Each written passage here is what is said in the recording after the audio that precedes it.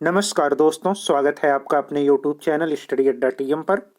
तो आज हम लोग देखते हैं यूपी ट्रिपल एससी द्वारा विगत परीक्षाओं में पूछे गए इतिहास के प्रश्नों का विस्तृत विश्लेषण, जो आपके आगामी परीक्षा यूपी ट्रिपल एससी पेट व अन्य एक दिवसीय परीक्षाओं के लिए महत्वपूर्ण है।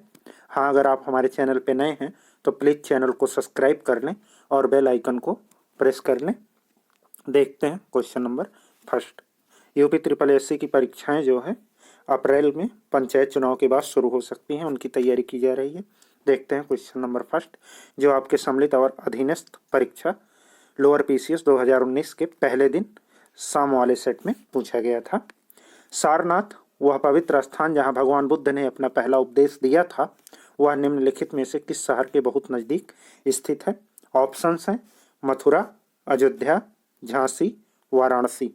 तो इसका ऑप्शन जो है डी सही है। सारनाथ जो है वर्तमान वाराणसी जिले में स्थित है। देखते हैं इस प्लेन के साथ आंसर।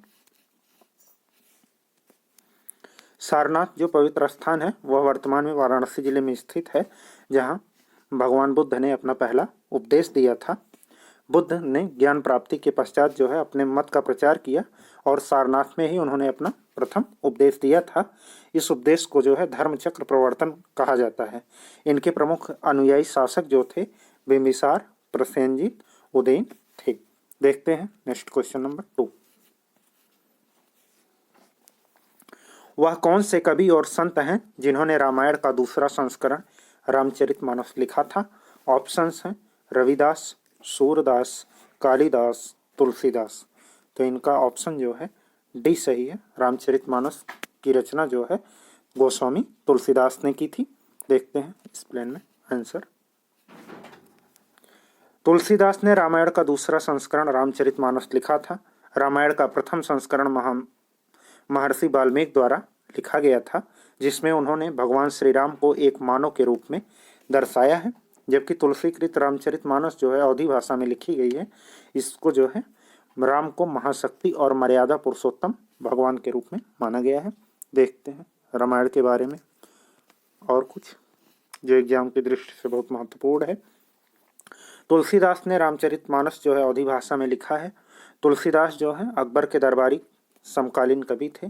गोस्वामी तुलसीदास ने रामचरितमानस को 7 कांडों में व्यक्त किया है, जो निम्नलिखित हैं: बाल कांड, अयोध्या कांड, अरण्य कांड, किष्किंधा कांड, सुंदर कांड, लंका कांड तथा उत्तर कांड, जिसमें बाल कांड जो है सबसे बड़ा और किष्किंधा कांड सबसे छोटा है। देखते हैं इसी के साथ नेक्स्ट क्वेश्चन। इसमें तुलसीदास जी के बारे में जान लेते हैं। उनकी माता का नाम हुलसी देवी था, पिता का नाम जो है आत्माराम था और उनकी पत्नी का नाम रत्नावली देवी था। इतना इम्पोर्टेंट है एग्जाम के लिए। देखते हैं नेक्स्ट क्वेश्चन। मुगल वंश के पहले सम्राट बाबर ने अपने देश की भाषा चगताई तुर्की में अपनी आत्मकथा लिखी।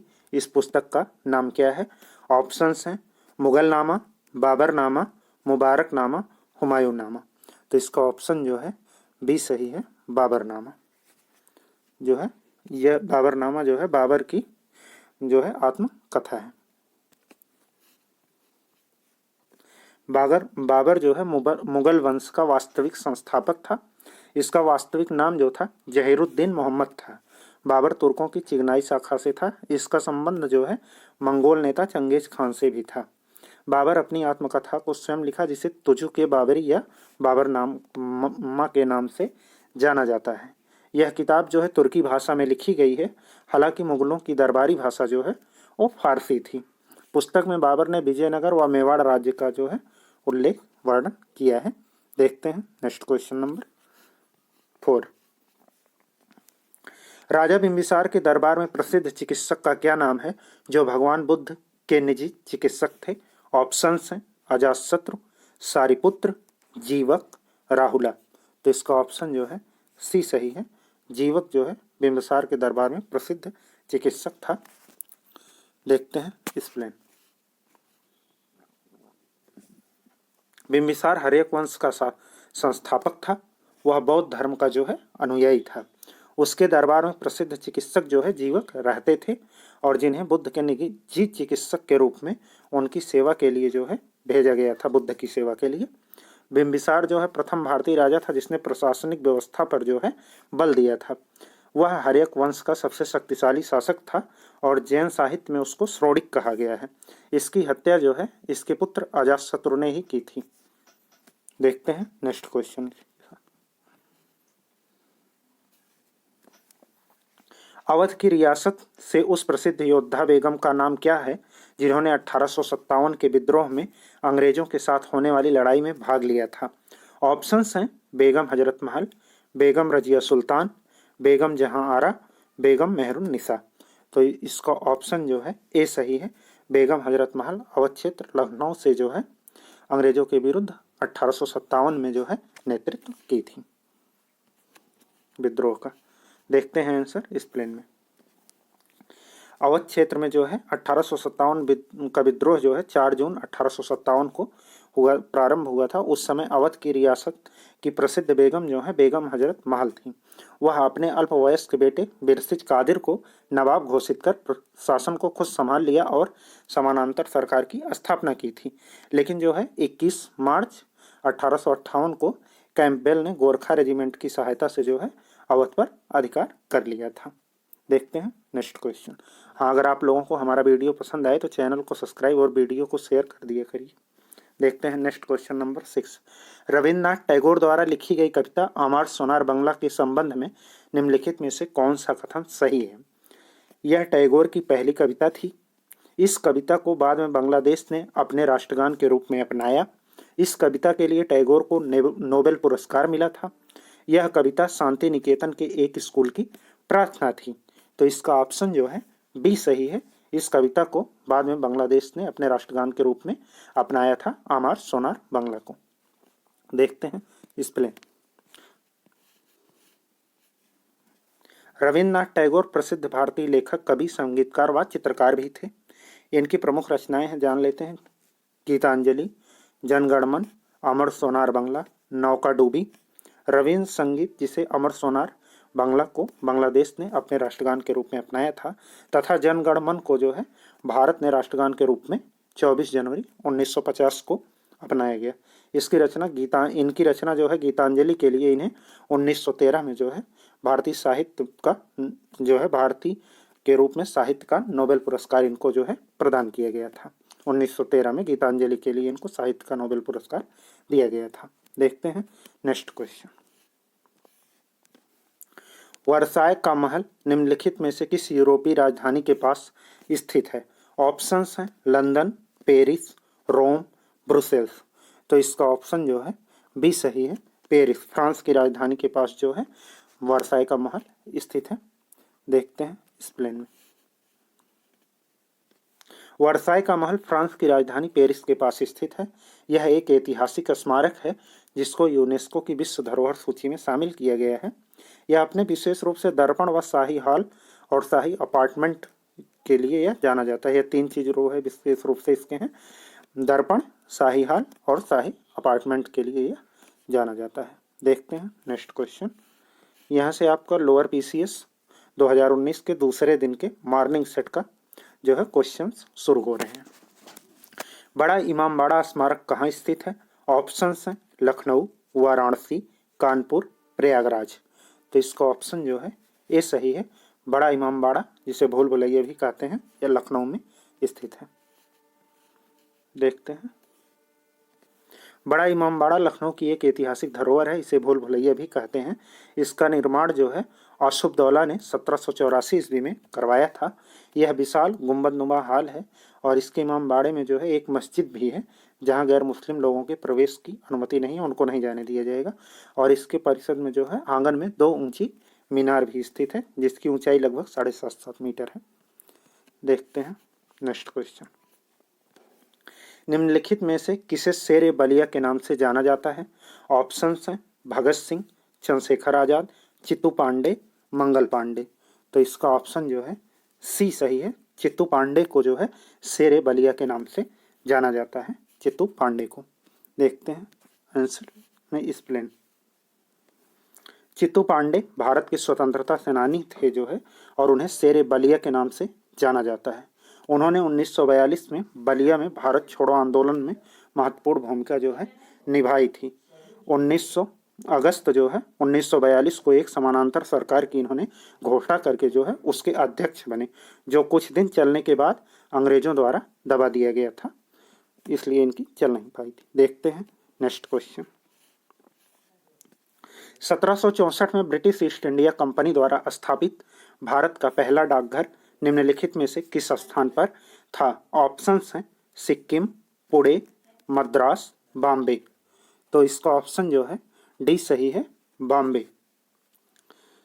1764 में जो है ब्रिटिश ईस्ट इंडिया कंपनी द्वारा भारत का पहला डाकघर जो है बॉम्बे में स्थापित किया गया था। देखते हैं इस पर। डाक टिकट जो है पहली बार 1852 में महाराष्ट्र के सिकंदे जिले में भारत में उपयोग किया गया था और अक्टूबर 1854 को जो है अखिल भारतीय डाक टिकट जारी किया गया था। देखते हैं नेक्स्ट क्वेश्चन। किस वर्ष में ईस्ट इंडिया कंपनी ने रणजीत सिंह के साथ अमृतसर की पहली संधि पर हस्ताक्षर किया था? ऑप्शंस हैं 1800 ईस्वी, 1805 ईस्वी, 1806 ईस्वी, 1809 ईस्वी। तो इसका ऑप्शन जो है डी सही है, 1809 ईस्वी में जो है ईस्ट इंडिया कंपनी ने रणजीत सिंह के साथ अमृतसर में पहली संधि पर जो है हस्ताक्षर किया था। अमृतसर की संधि जो है रणजीत सिंह और ईस्ट इंडिया कंपनी के बीच हुई थी, जो अंग्रेजों तथा सिखों के कारण रणजीत सिंह ने 1809 में जो है भारत के तत्कालीन गवर्नर जनरल लॉर्ड मिंटो के दूत चार्ल्स मेटकाफ से अमृतसर की संधि की थी। देखते हैं नेक्स्ट क्वेश्चन। अंग्रेजों के खिलाफ भारतीय सैनिकों द्वारा पहला बड़े पैमाने पर विद्रोह वेल्लोर विद्रोह किस वर्ष हुआ था? ऑप्शंस हैं 1812, 1800, 1806 ईस्वी, 1813 ईस्वी। तो इसका ऑप्शन जो है 1806 ईस्वी सी सही है। देखते हैं इस प्लेन में आंसर।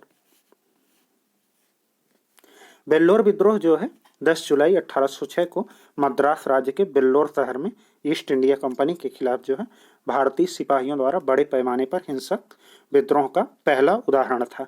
इस विद्रोह के दौरान विद्रोहियों ने वेल्लोर किले को जब्त कर लिया और 200 ब्रिटिश सैनिकों को मार डाला या घायल करके छोड़ दिया था। देखते हैं नेक्स्ट क्वेश्चन।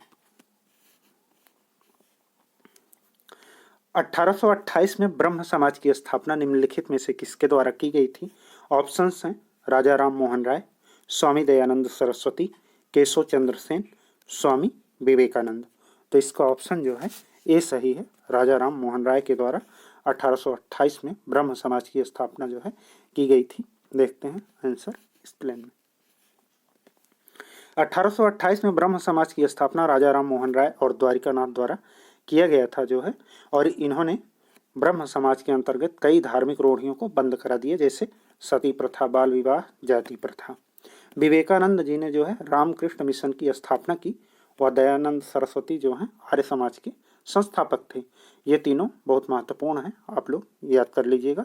आर्य समाज के दयानंद सरस्वती, रामकृष्ण मिशन के स्वामी विवेकानंद और ब्रह्म समाज के राजा राम मोहन राय। देखते हैं नेक्स्ट क्वेश्चन। मुंबई से थाने तक भारत में पहली यात्री ट्रेन किस वर्ष चली थी? ऑप्शंस हैं 1835, 1825, 1853, 1840 ईस्वी। तो इसका ऑप्शन जो है सी सही है, 1853 ईस्वी में मुंबई से थाने तक जो है पहली यात्री ट्रेन चली थी। यह जो है 16 अप्रैल 1853 को मुंबई से थाने के बीच चलाई गई थी। ट्रेन में लगभग 400 यात्रियों ने सफ़र किया था। इसे जो है भाप इंजन के जरिए चलाया गया था। देखते हैं नेक्स्ट क्वेश्चन। महात्मा गांधी को राष्ट्रपिता कहकर संबोधित करने वाले पहले व्यक्ति कौन थे? ऑप्शंस हैं सरदार पटेल, जवाहरलाल नेहरू, सुभाष चंद्र बोस, लाला लाजपत राय।